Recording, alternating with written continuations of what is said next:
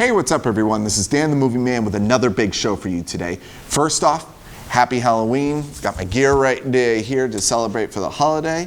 And today we will be talking about the biggest comic book film of this month that is spreading controversy in hopefully a positive way, and that is Joker.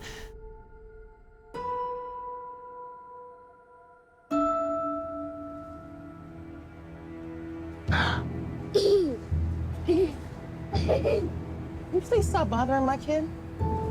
Sorry. Arthur, I have some bad news for you.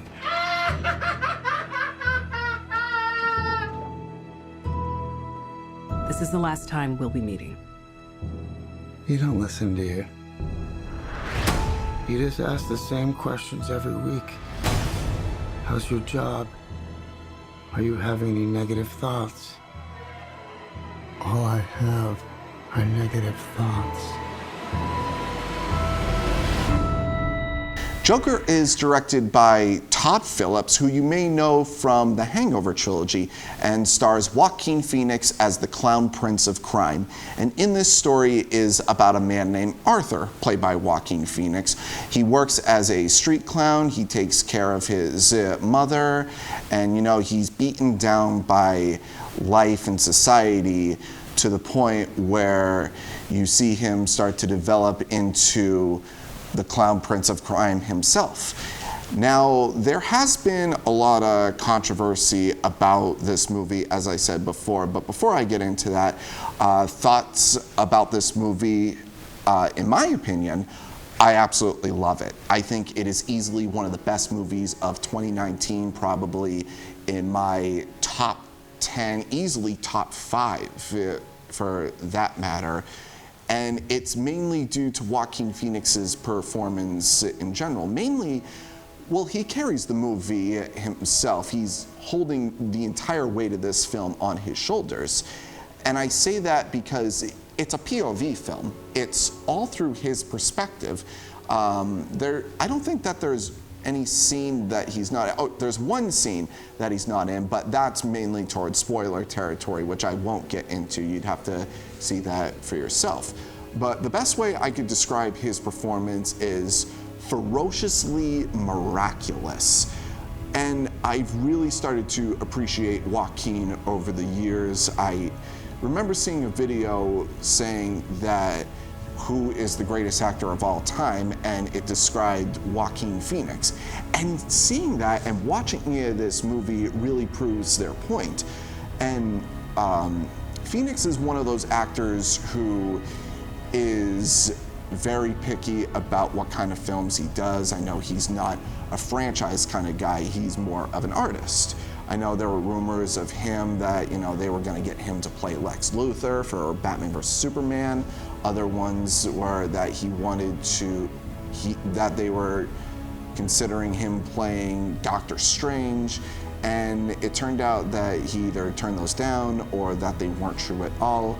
But with this one, he decided, yes, he wanted to do that.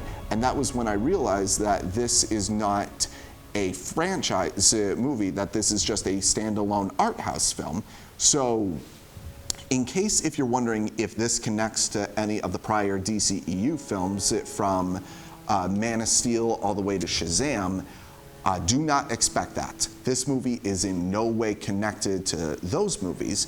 And that's what I really respect about Warner Brothers now, is that I feel like they didn't have a lot of confidence in, or not confidence, but they wanted to have too much control over filmmakers doing films that they wanted to do specifically. But with movies like this, you could definitely tell that this is something that Todd Phillips was very proud of and that he had 100% control over. That's why, that's what makes Wonder Woman a great film. That's what makes Aquaman a great film. That's what makes Shazam a great film, is that the directors of those movies were given the opportunity to tell the story that they wanted to. And this is no exception, although for the fact that it's no way connected and not a franchise builder at all. If I had to critique anything about this movie on a negative level, mainly three things. The other one I'll get to in a minute. One, Zazie Beetz is in the film as Arthur's love interest. And I felt like it didn't really go anywhere. I just felt like she was there to show emotional support and comfort for him, and didn't really, felt like if you took her out of the movie, it really wouldn't make that much of a difference until what they actually do with her later on. And you're like, oh, okay, that's actually really clever.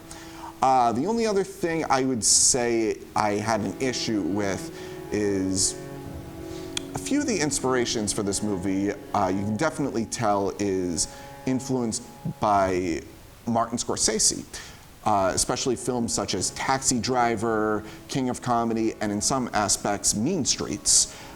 And to the point where you're like, okay, that is clearly from this movie, and clearly it's from that movie. And speaking of movies like King of Comedy, Taxi Driver, and Mean Streets, Robert De Niro is in this movie as well, playing a late night talk show host. Again, a little callback to the King of Comedy.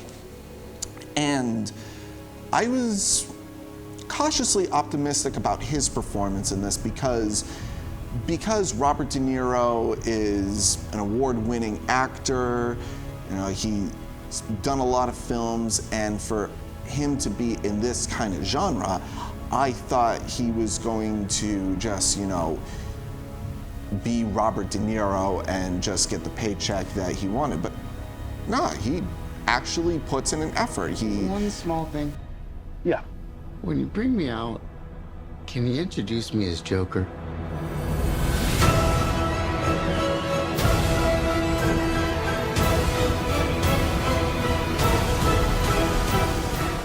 Embraces the character that he was given, and I really appreciated that. But the thing about that character, I wanted to say, there's a scene in the movie where Arthur is doing stand-up comedy, and afterwards someone filmed that performance and sent it to De Niro's character, and he shows that on live TV, and he sort of insults him, which is kind of a low blow, because I feel like if you did that today, if any talk show host did something like that, insulted someone's attempt at stand-up on live TV, they would no longer be in a job. Like, you know, if someone like Jimmy Fallon, Conan O'Brien, or Stephen Colbert did something like that, I don't think that they would have a career today.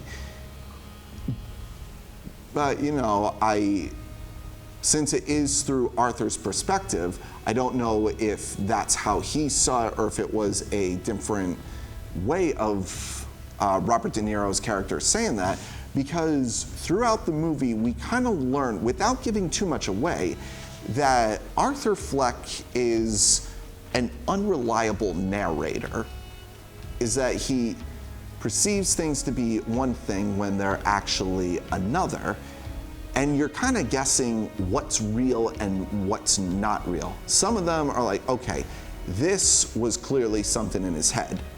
And then there are others where you're like, did that really happen? Or do we as the audience see that as another illusion? One scene I absolutely love in this movie, and it's a very minor one, is that Arthur goes to a comedy show and he is listening to someone do stand-up and he's taking notes, and everyone else is laughing around him except him.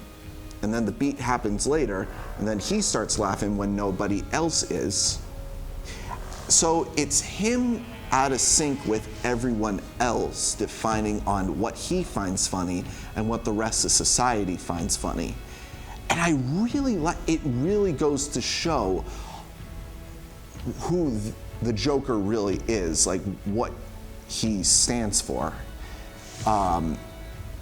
Another thing that is a big standout that they do discuss is the Joker's laugh and why he laughs. And I'm glad that they talk about why he laughs, is because it's more of a condition he has. So there are scenes where he's minding his own business and he's just laughing uncontrollably, like it's a disease, that he's in pain. And usually the 5 questions a filmmaker asks in a film is who, what, when, where, and how. But a lot of people don't ask the why. And this film touches on the why, on how it happens. And you look at that and you're like, I'm glad that they tackled something like that.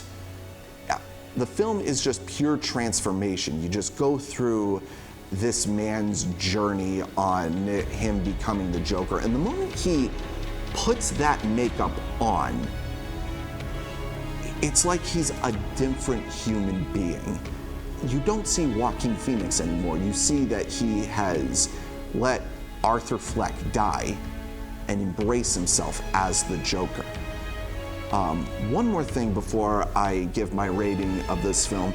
There was a lot of controversy on this film that it glorifies violence and that it's a film to be afraid of. And is the film violent? Yes, it is a very violent film, but it is not the most violent film I've ever seen. If you could sit through a Martin Scorsese film, a Quentin Tarantino film, like a very bloody film, I think you would be able to sit through this. I think it's just mainly the context of how the violence is presented, because it feels real and it makes you feel unclean on what you saw, where you're sort of backed into your seat. You're like, oh, I don't like how that was done. But people who are saying that kind of stuff, I feel like haven't even watched the film. Like, if you watch the film and don't like it, that's absolutely fine. That is your own opinion. But if you're going to criticize something before even watching the film, I don't think there's really meant for an argument to be there. Because one, you got to remember, it's just a movie. Number two, it's the Joker. The Joker, the arch nemesis of Batman, which is hardly referenced in this because it's his own story. And three, it's rated R. It's not going to be for everyone. Yes, it's going to make people feel uncomfortable, but that's kind of the point of what this movie is presenting. You're not really supposed to feel comfortable about it. You're supposed to acknowledge on what this person is going through. Like, yes, what he does is not great, but you kind of feel sympathy on why he does it. And again, with the why, and instead of sending messages about gun violence and riots in the street, it also tackles mental health on saying that we shouldn't undermine it and treat it more seriously. And that's pretty much what I have to say about that. The final verdict for Joker is an A. Absolutely loved it. I highly recommend that you see it. If you are a Joker fan, you will absolutely fall in love with this movie. Another thing I wanted to bring up, I just remembered. In the story Batman the Killing Joke, the Joker quotes in it, "If I'm going to have a backstory, I want it to be multiple choice." And the only two Jokers that we've actually seen that happen with are Joaquin Phoenix in this and Heath Ledger in The Dark Knight. Heath Ledger tells his Scar story, but it's different takes of that story, and we're not really sure what to believe. And that's a multiple choice where you can decide that. And Joaquin Phoenix's Joker is done the same way, but it's the way how he tells his perspective on his background And the Joker, again, he's one of those characters where if someone's going to play the Joker, it's not about him being crazy. It's not about him doing all these heinous deeds. It's mainly about owning the room. It's not about saying, ooh, I'm crazy. It's letting that sink. And my mic is falling down. So I'm gonna do the rest of the episode like this. It's all about owning the room and letting darkness seep in to make someone uncomfortable. That is what the Joker has always stood for, and that is why I appreciate what this movie has done. Well, that's it for today. Happy Halloween, everybody. And as always, put on a happy face. Until then, this is Dan the Movie Man, signing off.